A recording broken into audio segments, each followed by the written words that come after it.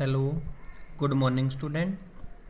बेटा previous lecture के अंदर हमने स्टडी की थी कूलॉम्स लाइन वेक्टर फॉर्म। आज हम बात करेंगे इलेक्ट्रोस्टैटिक्स फोर्स और ग्रेविटेशनल फोर्स में सिमिलैरिटी और डिसिमिलैरिटी की। बेटा आपको पता है जो इलेक्ट्रोस्टैटिक्स फोर्स है वो एक्ट होता है बेटा बिटवीन 2 पॉइंट चार्ज। जो ग्रेविटेशनल फोर्स है बेटा वो एक्ट होता है मासेज ऑफ बिटवीन 2 बॉडीज। जो आप पढ़ने जा रहे हो आज सिमिलैरिटी बिटवीन इलेक्ट्रोस्टैटिक्स फोर्स और ग्रेविटेशनल फोर्स, जो हम स्टार्टिंग कर रहे हैं। फर्स्ट देखो बेटा, both forces gravitational force and electrostatics force obey inverse square law. दोनों फोर्स इनवर्स स्केयर लॉ को क्या करते हैं? ओबे करते हैं। आपने देखा बेटा इलेक्ट्रोस्टैटिक्स फोर्स के अंदर जो पॉइंट चार्जेस के बीच की सेपरेशन थी, फोर्स उस सेपरेशन के क्या था? इनवर्सली प्रोपोर्शनल था उस सेपरेशन के स्केयर के। और जो मासेज के बीच की सेपरेशन है उसमें भी फोर्स क्या है? इनवर्सली प्रोपोर्शनल उस सेपरेशन के स्केयर के। नेक्स्ट देखो बेटा, act along line joining centre. Both force act करते बेटा जो लाइन उनके सेंटर को ज्वाइन कर रही है। पॉइंट चार्जेस के केस में देखा हमने, जो लाइन चार्जेस के सेंटर को ज्वाइन कर रही है उसी लाइन के ऊपर फोर्स एक्ट था। इसी तरीके से ग्रेविटेशनल फोर्स में भी जो लाइन दोनों बॉडी के मासेज के सेंटर को ज्वाइन कर रही है उसके ऊपर ही फोर्स एक्ट होता है। जो आपका थर्ड है बेटा ओबे न्यूटन थर्ड लॉ। दोनों फोर्सेज न्यूटन के थर्ड लॉ को ओबे करते हैं। एक बार दोबारा देखो बेटा, both forces obey inverse square law. दोनों फोर्स इनवर्स स्केयर लॉ को ओबे करते हैं। Act along line joining centre. दोनों फोर्स उस लाइन के ऊपर एक्ट करते हैं जो दोनों केस में सेंटर को ज्वाइन करती है, चार्जेस के केस में भी और मासेज के केस में भी। और दोनों फोर्स न्यूटन के थर्ड लॉ को ओबे करते हैं। अब कुछ मेन डिफरेंसेस पढ़ते हैं बेटा इनके। फर्स्ट देखो, जो आपका इलेक्ट्रोस्टैटिक्स फोर्स है बेटा वो क्या है आपका? Repulsive as well as attractive. वो बोथ नेचर का रिपेल भी करता है और अट्रैक्ट भी करता है। आपको अच्छे से पता है जब लाइक चार्ज होते हैं तो दोनों के अंदर क्या होता है? रिपल्सन। जब अनलाइक चार्ज होते हैं तो उसमें क्या होता है? अट्रैक्शन। लेकिन जो आपका ग्रेविटेशनल फोर्स है बेटा वो कौन से नेचर का? अट्रैक्टिव नेचर का। वो हमेशा क्या करेगा? अट्रैक्ट करेगा। नेक्स्ट है बेटा, जो आपका ग्रेविटेशनल फोर्स है वो इंडिपेंडेंट है मीडियम के ऊपर। किसके ऊपर इंडिपेंडेंट है? मीडियम के ऊपर। देखो आपने देखा जो ग्रेविटेशनल फोर्स था बेटा उसके अंदर कांस्टेंट क्या था आपका? जी। जी क्या था? Universal constant.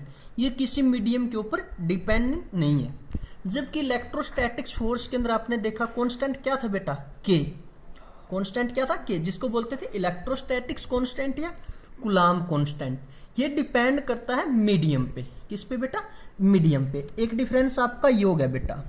अब आपको पता है जो इलेक्ट्रोस्टैटिक्स के अंदर हमने कांस्टेंट यूज किया था के, उसकी वैल्यू है बेटा 9 cross 10 to the power 9 newton metre square पर कूलॉम स्क्वायर। और जो जी है उसकी वैल्यू है बेटा 6.67 cross 10 to the power inverse 11 newton metre square पर किलोग्राम स्क्वायर बेटा।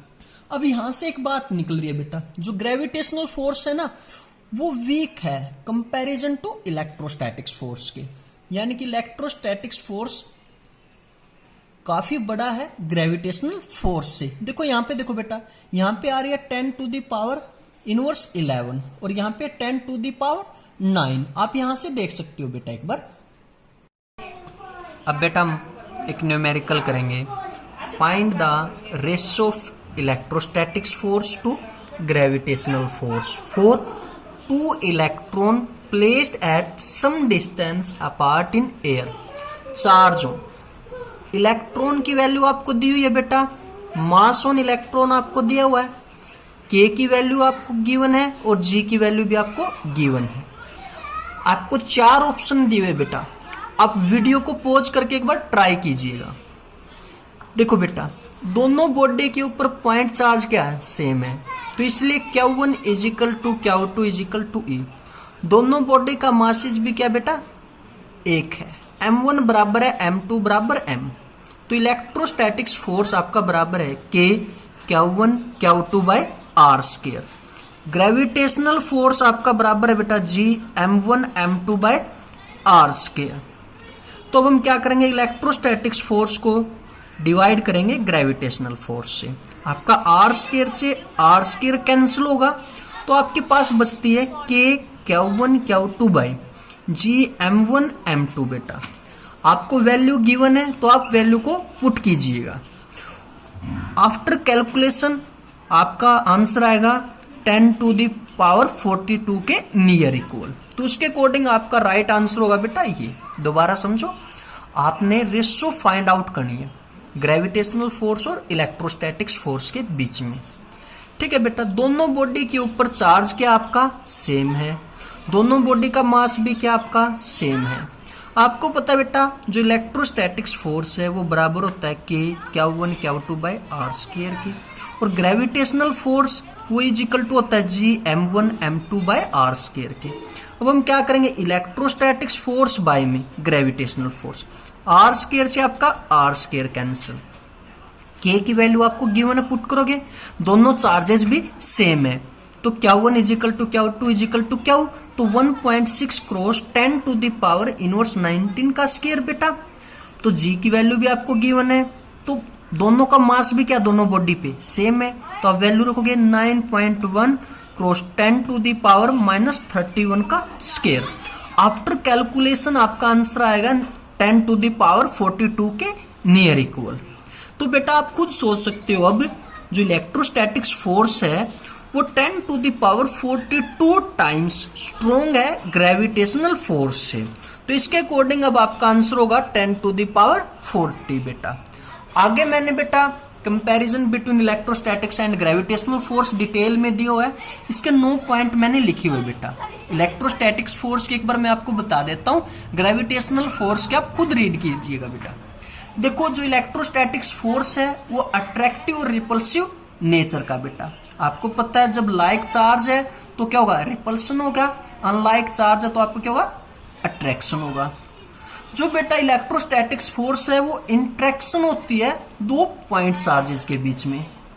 इलेक्ट्रोस्टैटिक्स फोर्स क्या बेटा आपका वेरी लार्ज है as compare to gravitational force. अभी हमने न्यूमेरिकल के अंदर निकाला है, इलेक्ट्रोस्टैटिक्स फोर्स 10⁻42 टाइम्स स्ट्रॉन्ग है ग्रेविटेशनल फोर्स से बेटा।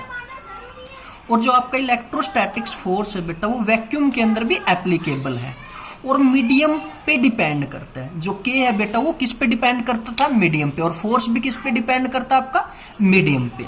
लेकिन जो ग्रेविटेशनल फोर्स है बेटा वो वैक्यूम के अंदर एप्लीकेबल है लेकिन मीडियम पे डिपेंड नहीं करता। नेक्स्ट पॉइंट है बेटा आपका, it is a long range order. तो इलेक्ट्रोस्टैटिक्स फोर्स क्या लॉन्ग रेंज ऑर्डर है बेटा। इसके साथ ही ग्रेविटेशनल फोर्स भी आपका लॉन्ग रेंज ऑर्डर फोर्स है बेटा। ग्रेविटेशनल फोर्स और इलेक्ट्रोस्टैटिक्स फोर्स दोनों इनवर्स स्क्वायर लॉ को ओबे करते हैं और it is a central force बेटा। इलेक्ट्रोस्टैटिक्स फोर्स के साथ साथ ग्रेविटेशनल फोर्स भी क्या आपका सेंट्रल फोर्स है बेटा। It is a conservative force. दोनों फोर्स ग्रेविटेशनल फोर्स और इलेक्ट्रोस्टैटिक्स फोर्स बेटा दोनों कंजर्वेटिव फोर्स है और दोनों फोर्स न्यूटन के थर्ड लॉ को ओबे करते हैं बेटा।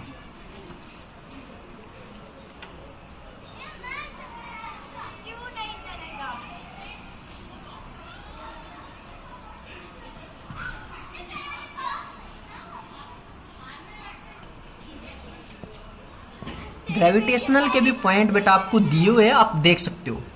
ग्रेविटेशनल फोर्स क्या बेटा आपका ऑलवेज अट्रैक्टिव फोर्स है। ये में ऐसा क्या करेगा बेटा, दो मासेज के बीच में ऐसा क्या होगी, अट्रैक्शन होगी बेटा। और ये अट्रैक्शन किस किस के बीच में होगी, दो मासेज के बीच में होगी। जो ग्रेविटेशनल फोर्स है बेटा वो वीकेस्ट फोर्स है नेचर के अंदर, ये ऑलरेडी में पता भी चल चुका बेटा।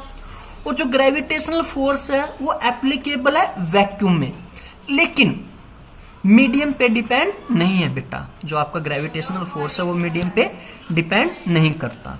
और ग्रेविटेशनल फोर्स भी क्या बेटा लॉन्ग रेंज फोर्स है और ग्रेविटेशनल फोर्स भी इनवर्स स्क्वायर लॉ को क्या करता है, ओबे करता है बेटा।